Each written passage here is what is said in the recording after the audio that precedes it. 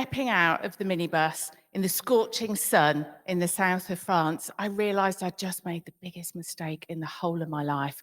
You see, the year before, I'd had a summer of fun in the sun. I was a holiday rep and I loved every second of it. I was partying hard, I was working even harder. So at the end of the season, I had the option to come back again next year. Of course I took it, I signed up. And guess what was my reward for coming back again? Promotion.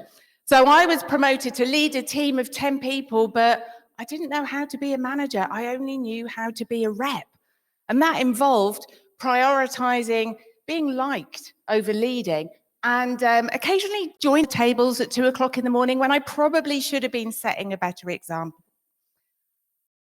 Fortunately, although I made many mistakes that year, I muddled through and they invited me back again to lead another team the following year, but this time with training.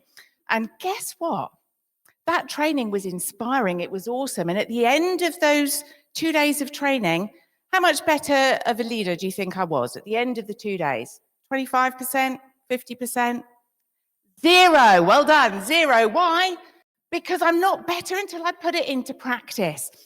So because I was so inspired by the training, I joined the training team. We had an absolute blast together. I learned my craft. I learned how to design and create and deliver training. And over the next 13 years, I made it my mission to do it even better, to be more exciting, more engaging, more informative, more educational, more everything. I was challenging myself the whole time to do it even better. The problem was, though, they were having fun and I was entertaining them. It was edutainment. I mean, it was good and they enjoyed it, but it wasn't exactly the best that it could be. So when the storm clouds of the 2008 financial crisis came in, you know the drill. The economy shrinks, the belts tighten, the budgets get slashed, and L&D is the first to get out of the door. We hadn't done our job properly. We hadn't linked what it was that we were doing to what the business priorities were. The individuals, the people that came on our training, they loved it. However, the business just saw us as a cost. So it was time for Project Joe, justify our existence. We needed to start thinking a bit differently. We needed to radically change what it was that we were doing.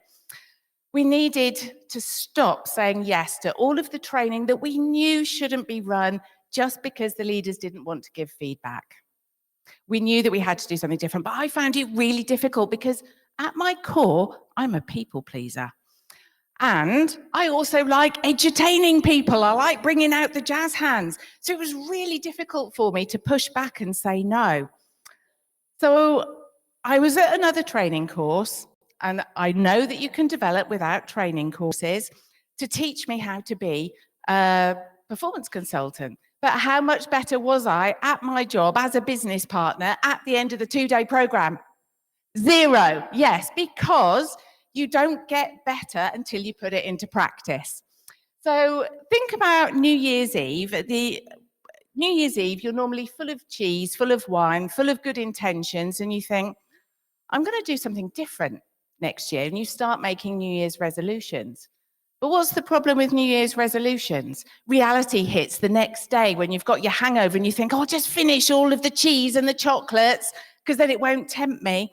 And then you think, well, I've got another couple of days before I go back to work. I'll just enjoy myself. Change is hard. It's really hard.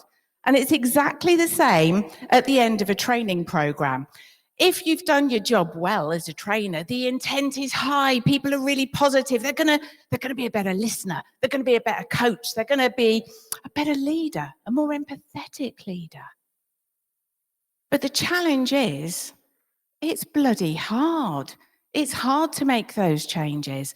And the one thing that I think I've really learned over 30 years in L&D is that the value doesn't necessarily come from the content that we deliver. The value comes from the changes that people make afterwards. And I think what we really need to do is to focus more on how can we help people to make that change? How can we help people to do things differently? And I think all of us could probably take a good long look at the training that we offer out to people and think, perhaps we could do a little less content And perhaps we could do a little more space for discussions, problem solving, working together, and helping people to think about how can they overcome some of the blockers and the challenges that they're going to face when they go back to work. And that's why I want everybody just to think, perhaps if you're doing development and you're only thinking about the content, perhaps it's time to just do it differently.